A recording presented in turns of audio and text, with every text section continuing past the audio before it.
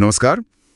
12 जून को अहमदाबाद के पास जो एयर इंडिया विमान हादसा हुआ था, उसने हम सबको वाकई हिला दिया था। 260 जाने गई। हाँ, बहुत ही दुखद घटना थी वो। और अब हाल ही में उस हादसे की एक शुरुआती जांच रिपोर्ट आई है, तो आज हम इसी पर थोड़ी बात करेंगे। बिल्कुल। समझने की कोशिश करेंगे कि ये रिपोर्ट आखिर क्या कह रही है और क्या है जो अभी भी साफ नहीं है। हाँ। खासकर वो जो कॉकपिट से आखिरी आवाजें आई, क्या राज है उनमें। हाँ, और देखिए, ये याद रखना जरूरी है कि ये सिर्फ एक शुरुआती रिपोर्ट है, प्रिलिमिनरी जिसे कहते हैं। ओके। फाइनल रिपोर्ट नहीं है ये।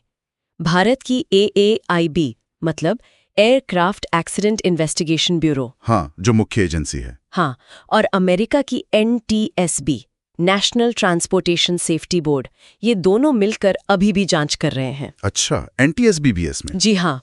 तो पूरी तस्वीर सामने आने में अभी टाइम लगेगा, हो सकता है अगले साल तक। समझ गया। लेकिन इस शुरुआती रिपोर्ट में भी एक चीज है जो सबसे ज्यादा ध्यान खींच रही है। क्या? वो है विमान के 2 फ्यूल स्विच। रिपोर्ट कहती है कि क्रैश से ठीक पहले वो कट ऑफ पोजीशन में थे। ओ, कट ऑफ। हाँ, और ये स्विच तो बहुत बहुत जरूरी होते हैं ना? बिल्कुल, ये ही तो तय करते हैं कि इंजन को फ्यूल मिलेगा या नहीं। मतलब इंजन चालू रहेगा या बंद, वो इन्हीं पर निर्भर करता है। तो अगर ये कट ऑफ थे तो बात वाकई गंभीर हो जाती है। ये बहुत बड़ी खोज है जांच के लिहाज से। ये सीधा इशारा है कि शायद इंजन बंद हो गए थे। हाँ। और शायद इसी वजह से विमान गिरा। लेकिन ये रिपोर्ट ये नहीं बताती कि वो स्विच कट ऑफ हुए कैसे या क्यों हुए। अच्छा, ये नहीं पता चला अभी? नहीं, क्या किसी ने किया या कोई तकनीकी गड़बड़ी थी या अनजाने में हो गया, ये सवाल अभी बाकी हैं। और यहीं पर वो कॉकपिट वॉइस रिकॉर्डर CVR की बात आती है। हाँ, CVR, उसमें क्या मिला? वो तो और भी उलझाने वाला लगता है। हाँ, रिपोर्ट के हिसाब से तो ऐसा ही लगता है। उसमें एक पायलट दूसरे से पूछ रहा है हाँ, कि तुमने फ्यूल स्विच बंद क्यों किए।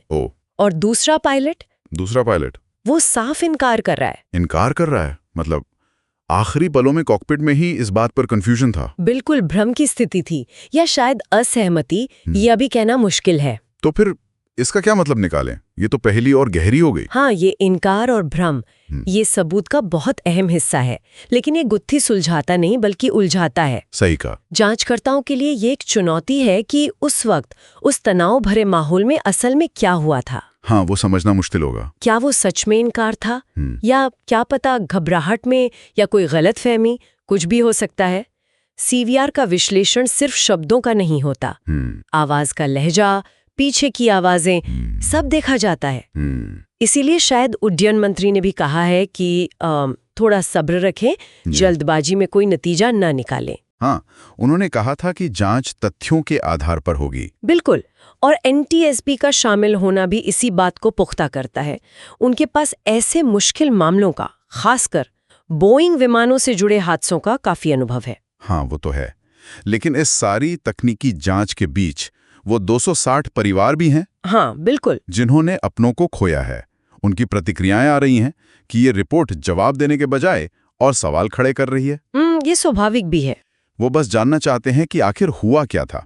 ये जो मानवीय पहलू है, ये हमें याद दिलाता है कि ये सिर्फ फाइलों और रिपोर्ट्स का मामला नहीं है। आपने बिल्कुल सही कहा। ये पहलू हमेशा केंद्र में रहना चाहिए।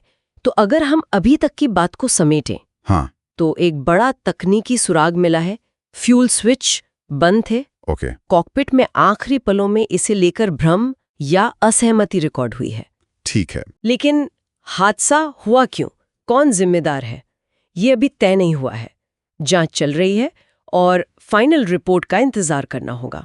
पर एक सवाल मन में आता है कि क्या कभी पूरी सच्चाई पता चल भी पाएगी? ये एक बड़ा सवाल है, और जाते जाते श्रोताओं के लिए भी एक सोचने वाली बात छोड़ जाते हैं जी, कि हादसे की वजह क्या हुआ, ये जानना तो जरूरी है ही, पर ये भी सोचें कि ये जो पूरी जांच की प्रक्रिया होती है, ये कितनी जटिल है। हाँ, बहुत। एक तरफ सच को जल्दी सामने लाने का दबाव होता है परिवारों की तरफ से, और दूसरी तरफ बिना कोई गलती किए पूरी सटीकता से जांच करने की जरूरत होती है, जिसमें वक्त लगता है। हाँ, जिसमें वक्त लगता है।